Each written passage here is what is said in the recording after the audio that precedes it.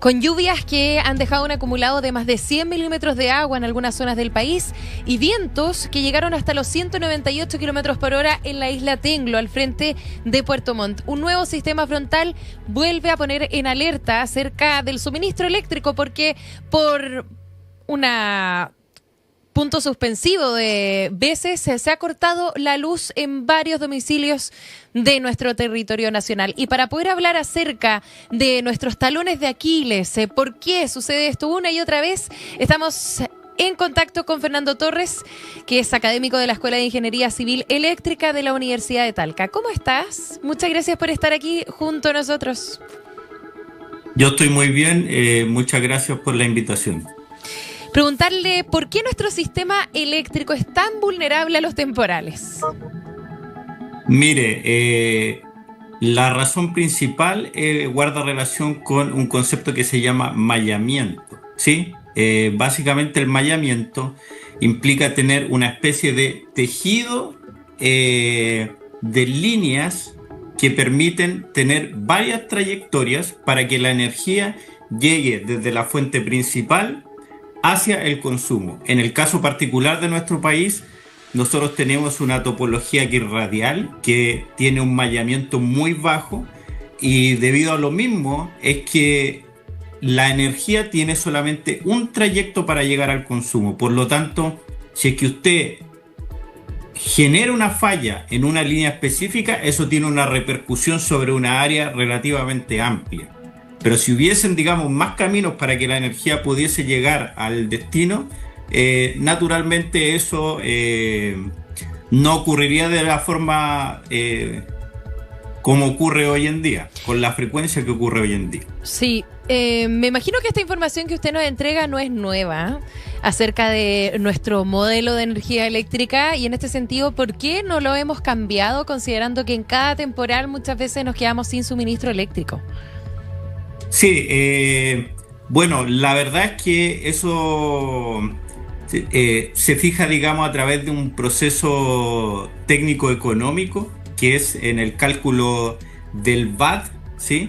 Uh-huh. Que guarda relación, digamos, con un dato bien técnico que tienen las distribuidoras. Ahí se calcula cuáles serían, digamos, las instalaciones que debe tener la empresa. Y dentro, digamos, de estas nuevas instalaciones se consideran solamente lo que sea eficiente desde un punto de vista técnico-económico, por explicarlo de forma sencilla. Entonces, normalmente en ese balance es que si es que nosotros conectáramos muchas líneas operando de forma simultánea, eso no resultaría, digamos, en lo más conveniente. ¿Se puede buscar otras opciones? Porque usted nos dice, tenemos un temporal y muchas veces se corta el suministro eléctrico debido a este modelo, ¿no? A esta especie de red que tenemos que nos aporta suministro eléctrico. ¿Hay otras opciones o es que de repente el costo es muy elevado para poder adquirirlas o buscar otro tipo de red? La verdad es que siempre existen opciones, por ejemplo, como poder soterrar los cables, que uh-huh. es una forma, digamos, de que normalmente utilizan las empresas distribuidoras en áreas con alta densidad poblacional. O también, por ejemplo, existen sistemas como los grupos electrógenos, que son en esencia generadores que operan, digamos, localmente en algunas instalaciones que requieren energía en casos de emergencia. Y eventualmente también podríamos considerar el hecho de que en la actualidad existen, digamos, las instalaciones residenciales, de generación residencial. No obstante, en este contexto, para que esto funcionase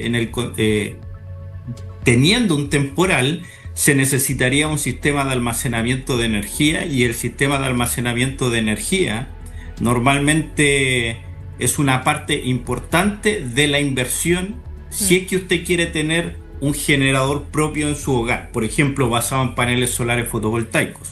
Claro, pero me parece que quizás hay una alternativa que es previo a ese paso y es de repente poder construir una red en malla que ofrezca algunas rutas alternativas, porque lo que usted nos decía, nosotros dependemos de una sola ruta para poder tener energía eléctrica.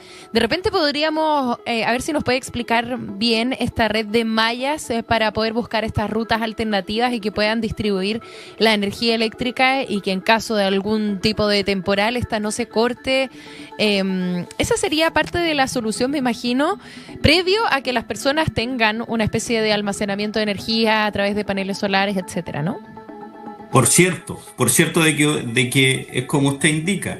Sin embargo, por ejemplo, si es que las empresas de distribución hiciesen esta inversión en este momento, eso no se podría de cierta forma pagar a través, digamos, de las cuentas de energía eléctrica, porque la fijación del VAT, que es un dato, digamos, bastante técnico que se calcula, digamos, a nivel de las empresas de distribución, considera las instalaciones, pero en un periodo, digamos, que se va realizando cada 4 años.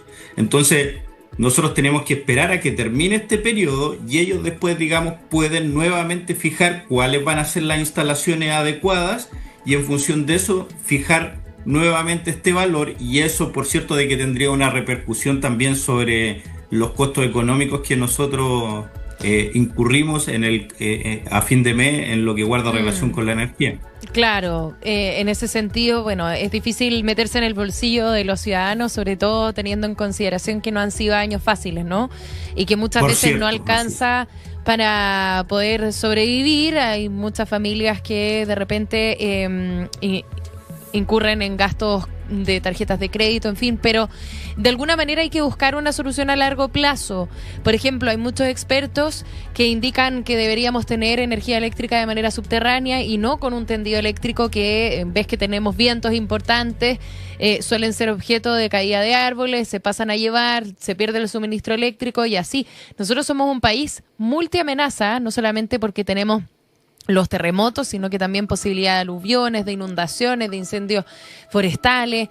Entonces hay un punto suspensivo de la cantidad de amenazas que podrían impactarnos y hay que buscar una solución a largo plazo, ¿no cree usted? Totalmente, estoy completamente de acuerdo con lo que usted plantea. De hecho, tal como mencioné antes, el tener, digamos, instalaciones soterradas también es una opción. Solamente que es una opción que normalmente se utiliza cuando la densidad poblacional es muy alta, para efectos, digamos, de no tener tanta instalación a la intemperie, tantos conductores, digamos, expuestos. Sin embargo, es una solución costosa. Entonces, digamos que existe, digamos, una gama de potenciales soluciones, pero todas esas implican, digamos, incurrir en costos que no son menores. Y a largo plazo, ¿no se puede invertir en montos más pequeños o que de alguna manera vayamos invirtiendo de a poco en cambiar este tendido eléctrico? Sí, por cierto, eso, digamos, es algo que pasa en parte, digamos, por la Comisión Nacional de Energía y por el Ministerio, en este caso. Pero por cierto de que es algo que se podría hacer de forma progresiva, como usted bien menciona. Sí, preguntarle, bueno, usted es académico, ha estudiado sin duda el suministro eléctrico en nuestro país, cómo funciona de alguna manera. ¿Cuáles son las ventajas y desventajas que tenemos hoy en día respecto al suministro eléctrico? Mire, la topología de tipo radial que nosotros tenemos tiene algunas ventajas técnicas, que es, bueno, en primer lugar, es más barata, ¿sí? En segundo lugar, permite una selección y coordinación de protecciones de forma sencilla, lo cual no se vuelve simple cuando usted tiene una red en malla. Y podríamos decir de que su desventaja guarda relación directamente con la confiabilidad, es decir, de que podríamos esperar situaciones donde el sistema, digamos, se caiga o se vea amenazado, digamos, frente a situaciones de temporales como las que vivimos hoy en día. Ahora bien, si es que usted enmalla más la red, eso va desde el punto de vista económico, implica, digamos, poner más dinero, implica una mayor complejidad en la selección y la coordinación del sistema de protección de la red, pero incrementa los niveles de confiabilidad y eso eventualmente permitiría, digamos, subsanar el problema al que se enfrenta Chile durante, digamos, los temporales que hay siempre en esta época. Sí, porque nos gustaría saber también cuál es su evaluación acerca del servicio eléctrico en general, acerca de las compañías de repente.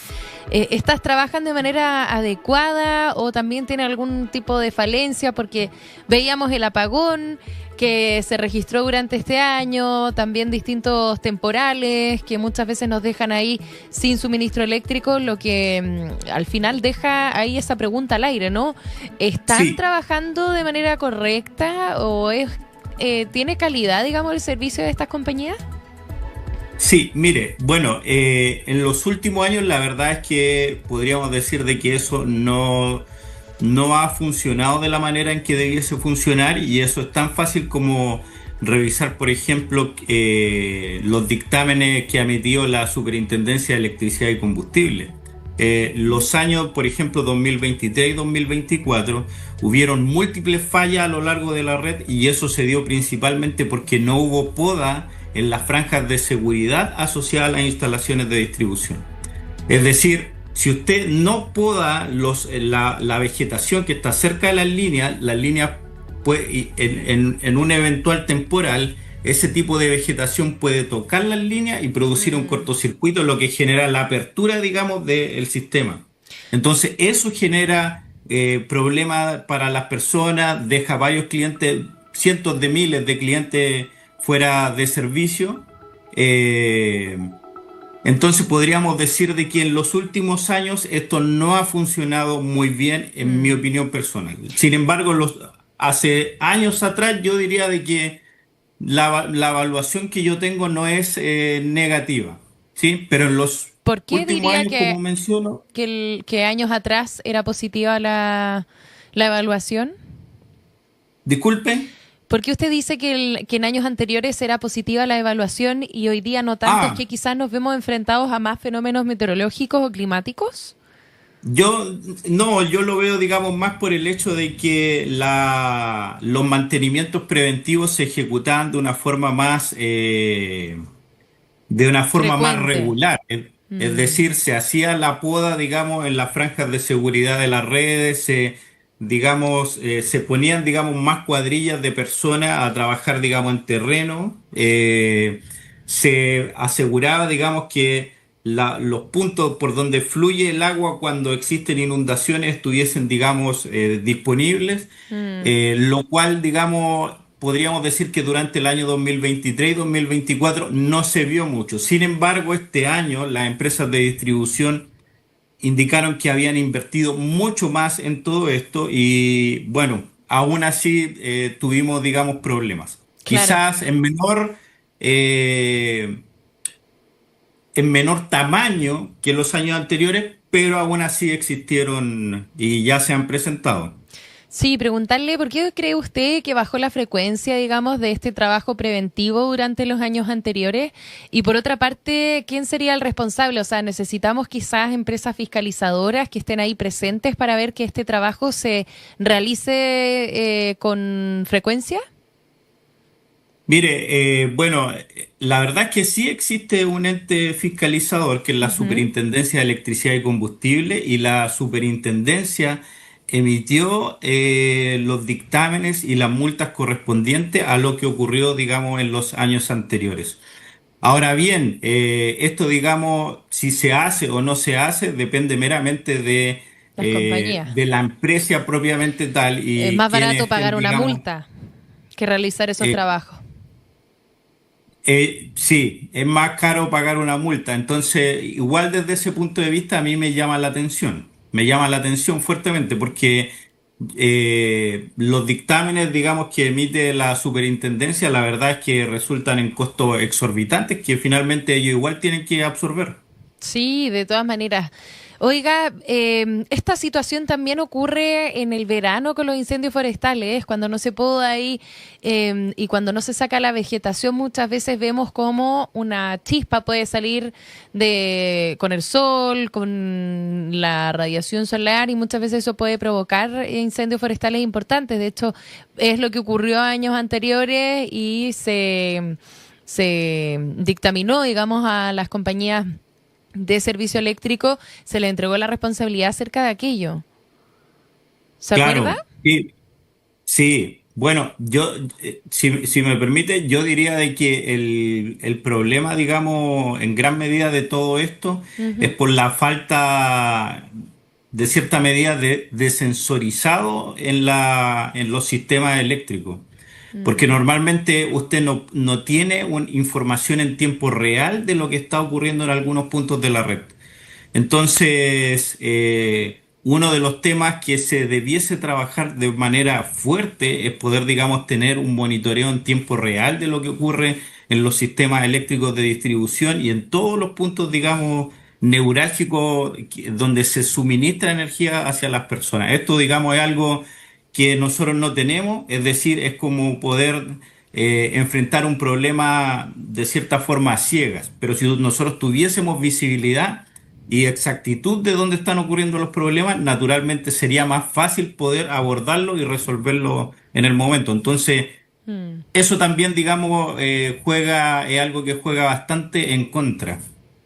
Sí, justamente respecto a lo que usted mencionaba, me gustaría saber cuál es el proceso de supervisión que le hacen a las compañías eléctricas. No sé si usted conoce, es conocedor de ese proceso, me imagino que sí. Y a ver si nos puede explicar para que la comunidad de Megatiempo entienda también el paso a paso de cómo se supervisa a las compañías de servicio eléctrico. Bueno, la supervisión hacia las compañías, en primer lugar hay que entender de que hay un ente fiscalizador que Ujú. es la Superintendencia de Electricidad y Combustible. Y existen aspectos regulatorios que en este caso están dados, son aspectos, digamos, que vienen dados por normas jurídicas. Algunos de ellos, digamos, son de carácter meramente técnico, como la norma técnica de calidad de servicio para sistemas de distribución.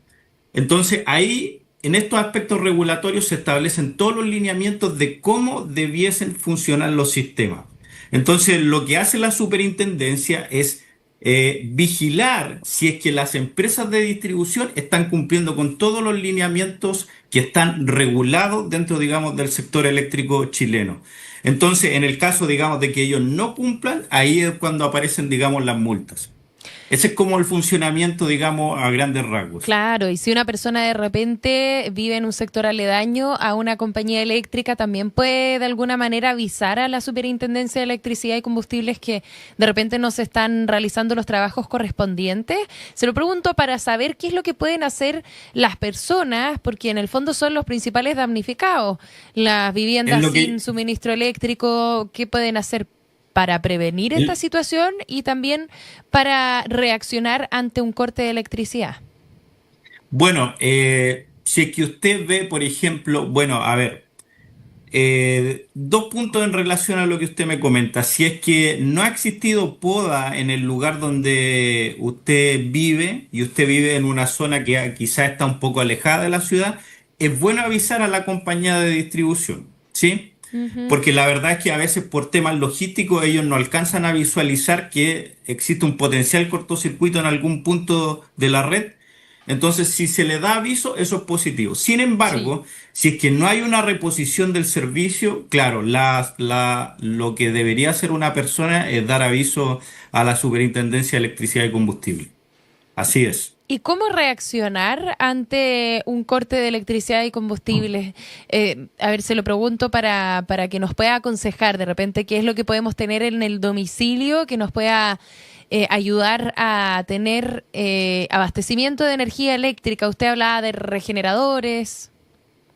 Sí, mire, bueno, a ver, está por un lado lo que se comenta bastante en la actualidad, que es el poder tener instalaciones solares fotovoltaicas. Ujú. Eso tiene un costo, por cierto, y dado, digamos, de que en un periodo donde existe mucha lluvia, hay muchas nubes, la generación solar fotovoltaica no produce mucho. Sin Claro. embargo, si O usted sea, en el norte incorpora de un Chile puede sistema, ser. claro, pero si usted incorpora un sistema de batería, esa sería la solución. Pero eso es bastante costoso porque el sistema de baterías le podría salir 40, 60% de la inversión total. Mm. Ahora bien, por otra parte, hay algunos generadores diésel que son pequeños, que son, digamos, de precios relativamente económicos, y eso sí podría, digamos, funcionar para abastecer a un domicilio por un par de horas a un precio, digamos, prudente. Ya, eso. Entonces, Aunque no es lo óptimo, porque no es la idea, digamos, utilizar ese tipo de combustible. no, de todas maneras, porque además contamina, ¿no? Así es, así es. Sí. Bueno, hablemos eso de apagones masivos de repente cuando ocurrió acá en nuestro país. Eh, Nosotros habíamos tenido una experiencia, si no me equivoco, el año 2011 y cuando retomamos la electricidad, finalmente eso fue un rango de, si no me equivoco, también cerca de 4 horas, pero lo que ocurrió acá en el último apagón es que nos demoramos mucho más en poder restablecer el servicio de suministro eléctrico. Entonces, ¿por qué retrocedimos? Teniendo en consideración que ya había ocurrido antes, deberíamos haber avanzado quizás en restablecer el servicio de manera más rápida y oportuna, ¿o no? Mire, bueno, en primer lugar acá tengo que hacer alusión a que Ujú. el problema que usted me está citando es algo que ocurre a nivel de transmisión, no a Ya, nivel de distribución. Todo lo que conversamos antes era de 23.000 volts hacia abajo. ya, En cambio, lo que vamos a conversar ahora es de 23.000 volts hacia arriba, hacia arriba. digámoslo ¿Esa es la así. principal diferencia? Así es. De Ya, hecho, en los perfecto. 23.000 volts está la diferencia entre se produce, digamos, la diferencia entre la distribución y la transmisión. Ya, Menor o igual a 23.000 volts está la distribución. Sobre los 23.000 podríamos decir que estamos hablando de transmisión. ya, Y el primer nivel que aparece, digamos, en transmisión, el típico, son 66.000 volts, ¿sí? Existe de 66.000 hasta 500.000 acá en el contexto de nuestro país. Ahora bien, yendo, digamos, a su pregunta, lo que ocurrió este año fue básicamente un error operacional. mm, ¿Por qué? Resulta, digamos, de que ocurrió una contingencia que es muy anómala. ¿Sí? Cuando yo digo de contingencia me refiero a un evento dentro de la red eléctrica que uno podría esperar en condiciones muy, muy, muy extrañas. Y esto fue porque no se dio aviso de forma adecuada al Coordinador Eléctrico Nacional de que se estaban haciendo algunos trabajos con un sistema de comunicación asociada a las protecciones eléctricas de una línea de 500 kilovolts específica, ¿sí? mm, Entonces, en ese contexto fue que por error la línea se pasó a abrir. ¿Y cuál es el problema que genera eso?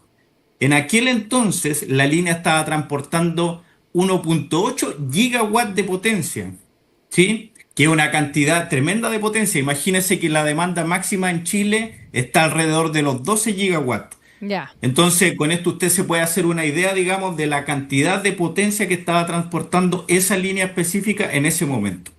Entonces, ¿qué es lo que ocurre cuando la línea queda fuera de servicio? La potencia se empieza a distribuir por el resto del sistema, pero dado de que el resto del sistema no es capaz de transportar esta cantidad enorme de potencia, lo que empieza a hacer es que empiezan a actuar las protecciones. Entonces, las protecciones, al ser sistemas automatizados, Ujú. empiezan a generar un deslastre de una serie de elementos, lo cual finalmente conlleva en un apagón, digamos, completo de la red. O ¿Sí? sea, sin el error del ser humano, esto podría no haber ocurrido, dice usted. Exactamente. Ya, ¿y cuáles son, digamos, los aprendizajes que nos deja esta experiencia? ¿Cómo, además, porque se retrasó bastante el restablecimiento del servicio del suministro eléctrico? Entonces, en ese sentido, ¿qué podemos aprender de aquella situación? Bueno, lo que hay que aprender es que principalmente el aprendizaje, quizás no tanto para nosotros, sino para las empresas del rubro, Ujú. específicamente las empresas coordinadas, que son las empresas, digamos, que están sujetas a la operación comandada por el Coordinador Eléctrico Nacional, es que tienen que seguir al pie de la letra lo que el coordinador les solicita, porque en este caso no se informó de algo particular y esa particularidad que no se informó fue lo que terminó generando un blackout. Ahora bien, lo que ocurrió, digamos, en el año 2011 fue otro tema, que fue una falla en un transformador en la subestación Charrúa, un transformador de 500 a 220 kilovolts. Entonces, de cierta forma, es difícil hacer una comparativa en tiempo de restablecimiento porque son fenómenos que desde el punto de vista de los sistemas eléctricos son totalmente distintos. El impacto, digamos, a lo largo de la red. Claro. Entonces, es difícil, digamos, hacer una comparativa. Sí, de todas maneras me gustaría saber si cree que hemos aprendido acerca de esos errores, porque, por ejemplo, 2 días después del sistema frontal que afectó a la zona sur y luego a la zona central de nuestro país, 120.000 viviendas están sin suministro eléctrico. Entonces, en ese sentido, siento que el sistema eléctrico aún así es bien débil para que en un temporal tantas viviendas o domicilios se queden sin este recurso que es tan importante. Así es. Mire, bueno, ahí hay que hacer la separación entre lo que es la transmisión y lo que es la distribución, porque Sí, son empresas, digamos, distintas. La transmisión, si usted lo piensa, funciona, digamos, prácticamente siempre. ya. Podríamos decir, por ejemplo, como usted bien me mencionaba, el último blackout antes del que ocurrió recién, que se pudo haber evitado, Mm. fue en 2011, ¿sí? Sí, Eh, Sin embargo, por el otro lado, en la parte de distribución, ahí, claro, hay evidencia sólida que indica de que las empresas no están realizando algunas actividades que debiesen realizar y claro, que como lo que son usted de dijo que era de mantenimiento manera preventivo. preventiva. Sí, Así es. Así es, entonces siempre es importante hacer la separación entre el segmento de la transmisión de energía y el segmento de la distribución de energía, porque el segmento de la transmisión funciona bien, o sea, a excepción de estos prácticamente errores siempre humanos. está correcto, que si usted lo piensa, pasaron, digamos, aproximadamente 15 años para que volviese a ocurrir un apagón total en la red Claro. eléctrica. Sí, el Pero a nivel problema de es que distribución, a nivel, eso le iba a decir, a nivel de distribución, tenemos cada vez que hay un temporal, cortes de suministro eléctrico en Santiago, caen 20 milímetros de agua y muchas veces hay varias viviendas que se quedan sin luz. Entonces, en ese sentido, considerando que estamos casi entrando al invierno, se vienen bajas temperaturas, muchas personas dependen de estufas eléctricas en ese sentido o incluso para cocinar. Nosotros dependemos bastante del servicio eléctrico, entonces es un debate que debiera quedarse abierto para poder encontrar soluciones respecto a esto mismo, ¿no? por cierto, y como usted mencionó anteriormente, el primer paso sería pensar en redes, digamos, con un mayor mallamiento. Mm, Acá en Chile, la mayoría de las redes primarias de distribución, entiéndase red primaria como una red de media tensión, para explicarlo de forma sencilla, es decir, de 1 kilovolt a 23 kilovolts, eh, son eminentemente radiales. Sin embargo, hay algunas que son en anillo. Cuando son en anillo, quiere decir de que forman una trayectoria cerrada en la ruta, digamos, que recorren. Y por tanto, podríamos decir de que los suministros tienen dos caminos para que la energía pueda llegar a ellos. Pero redes con un mallamiento superior a eso, la verdad es que es difícil de encontrarlas. Pero esa sería, digamos, la solución a la que uno debiese intentar apuntar, incrementar el mallamiento de las redes. claro. Sí. Bueno, se necesita inversión. Nos vamos a quedar con esa recomendación que nos hace usted, ese desafío que tiene Chile por poner en prioridad, ¿no?, el suministro eléctrico de las viviendas de nuestro país, sobre todo pensando que hay personas que son electrodependientes, que necesitan, digamos, de luz para poder sobrevivir. En ese sentido, bueno, le vamos a dar las gracias a Fernando Torres, académico de la Escuela de Ingeniería Civil Eléctrica de la Universidad de Talca, por compartir toda esta información tan valiosa con nosotros aquí en Megatiempo. Que esté muy bien. Un gusto, un gusto. Muchas gracias por la invitación. Igualmente, queda invitado para otra ocasión a hablar acerca de esto mismo. Que esté bien. Cuando guste. Bueno, y con esto me voy despidiendo.